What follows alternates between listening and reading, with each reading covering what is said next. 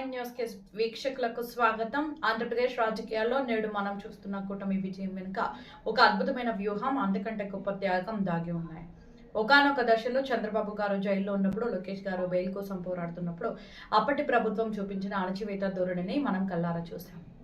టీడీపీని నేలమట్టం చేయాలన్న కుట్రలు పన్నాక పతాక స్థాయికి చేరిన వేళ పవన్ కళ్యాణ్ గారు అడుగు ముందుకు వేసి కూటమికి ప్రాణం పోశారు. టీడీపీ సీనియర్ నేత బుచ్చయ్య చౌదరి గారు ఇటీవల చెప్పినట్టుగా పవన్ కళ్యాణ్ గారు కేవలం పేరుకే డిప్యూటీ సీఎం కాదు, ఆయనకు ఒక సీఎంకి ఇచ్చే గౌరవం ప్రోటోకాల్ ఉండాలని చంద్రబాబు గారు స్వయంగా ఆదేశించారు.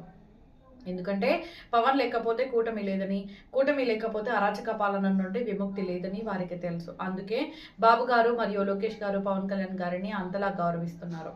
రాజకీయ వర్గాల సమాచారం ప్రకారం ఈ కూటమి ఒక పక్కా ప్లాన్ తో ముందుకు వెళ్తుంది. ప్రస్తుతం బాబు గారి నాయకత్వంలో పవన్ గారు అండగా ఉంటే, భవిష్యత్తులో పవన్ కళ్యాణ్ గారు సీఎంగా, లోకేష్ గారు డిప్యూటీ సీఎంగా కలిసి పనిచేసేలా ఒక స్పష్టమైన రోడ్ మ్యాప్ సిద్ధమైంది.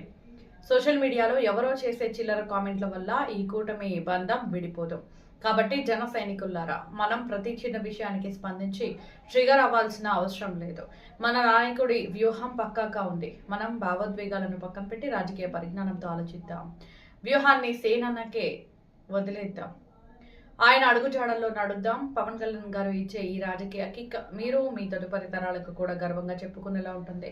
జై హింద్. నిరంతరం మీకోసం మీ జేఎస్పీ మార్నింగ్ న్యూస్.